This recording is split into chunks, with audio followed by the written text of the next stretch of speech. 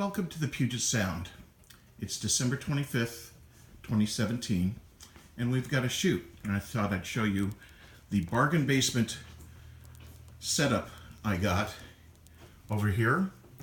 We have these hardware lights that were about $9. The bulbs were about $6 for daylight, so it matches what's coming out of the window.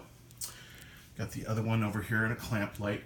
This one is being mounted over here by my selfie stick. Go figure. Over here we have the camera.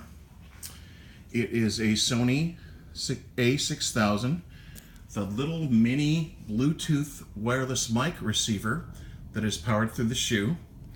Here's the mic itself. I haven't figured out how to mount it on the tail yet, but who knows. And over here I bought a couple of lights for shooting underwater with the GoPro. One of them is on battery, the other one is on AC power, and then I have the GoPro shooting down here. Big meat. So anyway, here's what the talent will look at.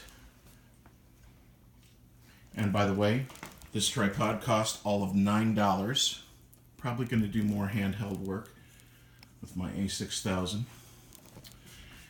Anyway, that is the setup. Hope you enjoyed the last minute and 34 seconds.